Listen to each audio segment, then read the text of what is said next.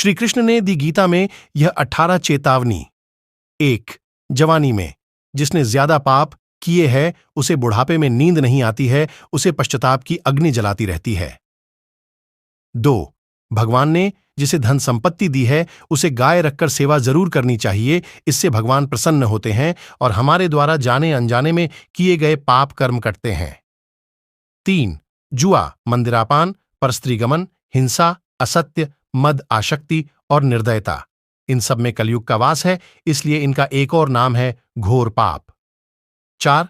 अधिकारी शिष्य यानी जो ज्ञान प्राप्त करने के लिए परिश्रम करते हैं उन्हें सद्गुरु अवश्य मिलता है। 5. भगवान श्री कृष्ण कहते हैं कि मनुष्य को अपने हृदय को बार बार समझाने की कोशिश करनी चाहिए कि ईश्वर के सिवाय उसका कोई नहीं है, साथ ही यह विचार करना चाहिए कि इसका कोई भी नहीं है। इस ब्रह्मांड में जो उसका साथ देगा वो सिर्फ परमात्मा है। 6. भोग में क्षणिक सुख प्राप्त होता है, साथ ही त्याग में स्थायी। 7. श्री कृष्ण कहते हैं कि सत्संग ईश्वर की कृपा से मिलता है, परंतु कुसंगति के पड़ना मनुष्य के अपने ही विचारों के कारण होता है। 8. लोभ और मोह, माया पाप के माता पिता कहे जाते हैं। 9. श्री कृष्ण कहते हैं कि स्त्री का धर्म है कि रोज सुबह तुलसी और माता पार्वती का पूजन करे, इससे उनकी सुख समृद्धि हमेशा बनी रहती है। 10. मनुष्य को हमेशा अपने मन और बुद्धि पर विश्वास नहीं करना चाहिए, क्योंकि ये बार बार मनुष्य को दगा देते हैं। खुद को निर्दोष मानना बड़ा गुनाह साबित होता है। 11. पति पत्नी का पवित्र रिश्ता बनाए रखने से भगवान पुत्र के रूप में उनके घर आने की इच्छा रखते हैं। 12. भगवान इन सभी कसौटियों पर जांच परख कर मनुष्य को अपनाते, इसलिए मन में कभी भी गलत विचार नहीं रखने चाहिए, सबके साथ सदैव प्रेम भाव से रहना चाहिए। 13.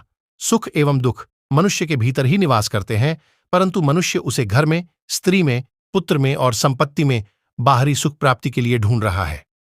14. भगवान श्री कृष्ण कहते हैं कि उपासना केवल शरीर से ही नहीं मन से भी करनी चाहिए, ईश्वर का वंदन उन्हें प्रेम बंधन में बांधता है। 15. मनुष्य की वासना ही उसके पुनर्जन्म का कारण होती है। 16. मनुष्य इंद्रियों के अधीन है, इसलिए उनके जीवन में विकार और परेशानियां आती हैं। 17. मनुष्य के अंदर धैर्य, सदाचार, स्नेह और सेवा जैसे गुण बिना सत्संग के नहीं आते हैं। 18.